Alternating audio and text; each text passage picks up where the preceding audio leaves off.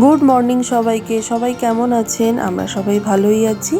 স্বপ্নীলা মোমেন্টে নতুন একটা ভিডিওতে সবাইকে স্বাগত জানাই। আজকে একটা স্পেশাল দিন, শনিবার 29শে জুন, আমার শ্বশুরমশাইয়ের বার্থডে। তো তার জন্যই এত আয়োজন। এখন প্রায় সকাল 7:30 মতো বাজে। আমি রান্নার তোড়জোড় শুরু করে দিয়েছি। আজকে বেশি কিছু রান্না নেই তেমন, উনি নিরামিষ খান তো, তাই একটু পোলাও করব, পনির বাসিন্দা করব, আর ছানা ভাজা এনেছে সেটা দিয়ে আলু দিয়ে একটা নিরামিষ তরকারি করব, আর একটু বেগুনি ভেজে দেবো, আর পায়েস তো বসিয়ে দিয়েছি সকাল সকাল।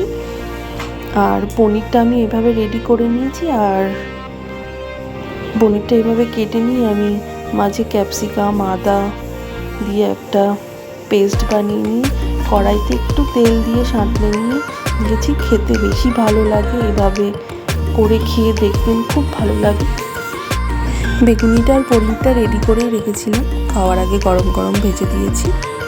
খাওয়ার রেডি তো, সবাইকে খেতেও দিয়ে দিয়েছিলাম 1:30টার মধ্যে।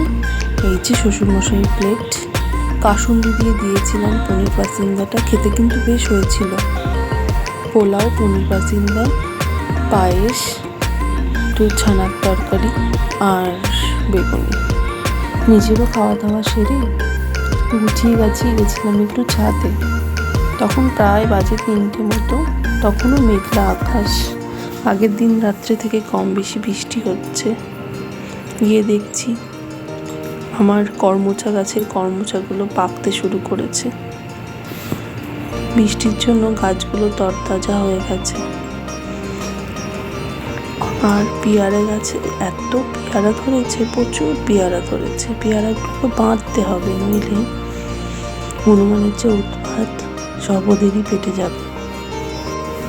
আমার পেয়ারা গাছের পেয়ারা পাখিরাও খায় প্রতি বছর, ওদের জন্য 2-1টা রেখে দিই, কিন্তু হনুমানরা এলে এমন করে মুড়িয়ে খেয়ে যায়, দেখলে খুব খারাপ লাগে। আর আমার জুঁই গাছটায় এত জুঁই ফুল ফুটেছে, বৃষ্টির জন্য মাটিতে কত পড়েও আছে। কয়েকটা তুলে নিলাম, নিয়ে নিচে গিয়ে একটা বাটিতে জলে করে দেব, সারা ঘর গন্ধ হয়ে যায়।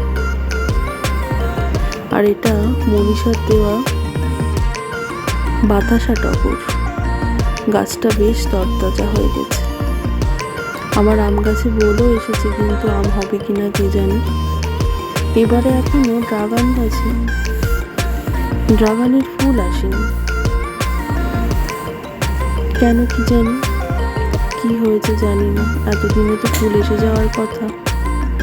এই ভাবতে ভাবতে এদিক ওদিক তাকাতে দেখছি বড় গাছটায় না এলেও পরে যে গাছটা বসিয়েছি ছোট গাছটায় 2-1টা ফুল এসেছে, দেখে বেশ ভালোই লাগলো। তো এখনো ওয়েদারটা মেঘলা মেঘলা, বৃষ্টিটা নেই, কিন্তু মনে হচ্ছে এখনো বৃষ্টি হবে। আর এই ফুলটা হয়েছে দেখুন, গাছপালা হয়ে গেছে, বৃষ্টির জন্য পরিষ্কার করতে হবে। দেখতে দেখতে অনেকটা সময় চলে গেল, আমার আবার স্টুডেন্টদের আসার সময় হয়ে যাবে। তো সবাইকে টাটা, গুড নাইট।